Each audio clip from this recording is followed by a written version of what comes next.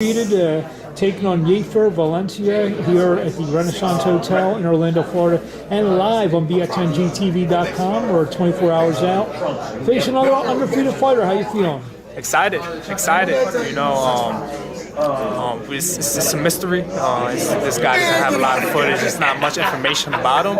You know, he had a deep amateur career back home, and you know, he's had a lot of underground fights. Possibly has more fights than, you know, his record says. So I'm looking forward to figuring him out and, you know, dominating as usual, man.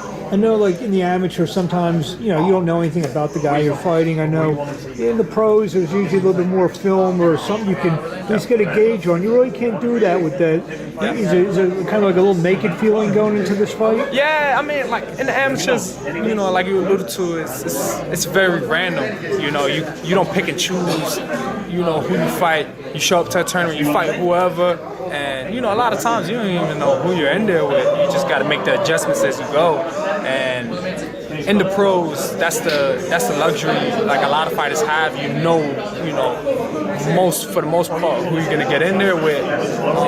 But for me, man, to be honest, I have no like feeling towards it. I get nothing but top sparring. I have a lot of experience against top fighters, and I make it a main point for me to get the best sparring possible every camp. So to be honest, whoever I'm fighting, it's not really anything I'm worried about.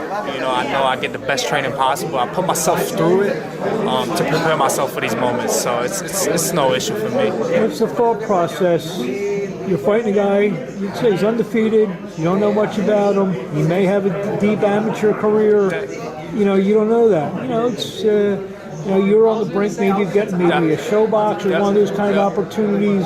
What's the thought process taking a fight that, you know, might be risky? Yeah, I just gotta come out super sharp. You know, we don't know what this guy's coming out with. We know we know his dimensions. We know his stance. But he's undefeated in the same way. You know, I'm looking to get another dominant win. Like, he doesn't know how to lose. You know, and this is a big opportunity for him to crash the scene. So it's important for me to come out box sharp the way I usually do and just do whatever it takes to continue showing that I'm one of the best 140-pound prospects coming up to date. You're fighting in your, I guess, new adopted hometown of Orlando, Florida. You know, a lot of fighters would maybe go the other way because, you know, New York is where there's a lot of action at, a lot of sparring, a lot of great pros. You actually chose to come down to Orlando. What was that thought process? Just needed a new scenery. I grew up, I was raised in the Bronx, grew up in the big city, but as I grew older, I'm just a lot more introverted. You know, me and my fiance, you know, she's very, you know, she didn't love the city life the same way I didn't love it, so we were just always dreaming about moving somewhere.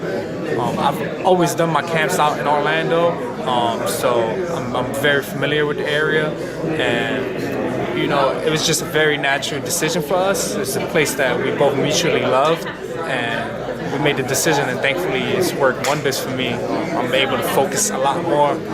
Yeah, New York has a lot of top fighters, but it's also a lot of distractions that comes with that. Here in Orlando, I'm really able to lock in and do what I got to do and focus. And, you know, surprisingly, people may not look at it as a boxing hotbed, but there's a lot of top work. You can always travel a couple hours any direction and get elite work. So that's just the luxury of living out here. Have you been to Disney World yet? Man, surprisingly, I've never been to Disney World in my life, man. I love the beach, though. Yeah, go to Disney World. I'm just giving you a little advice. Yeah, man. Grown little kid. Well, you know what? I was just there in February. Yeah. It's as much, if not more, for adults than it is for kids. Yeah. What do you want to say to the fans in closing before we see you tomorrow night, Saturday night, June the 4th, live on BXNGTV.com? Add me on Twitter and Instagram at Steven Galeano with an underscore. Add me on Facebook, Steven Galeano. You know, I love to connect with the people, love to talk boxing. You know, I'm a very excited fighter, a very skillful fighter. And tune in Saturday night, BXNG.TV. I'm fighting a fellow undefeated fighter. It should be fireworks, and I'm looking forward to putting a show on for my Puerto Rican fans, my Guatemalan fans, and exposing myself to my new fan base. I know I'm going to create a big fan base out here and keep pushing towards the bigger fights. And I just want to keep proving myself, and I want to thank everybody who supports me and Team Galeano. Congratulations. We'll see you. Best of luck tomorrow night. Thank you.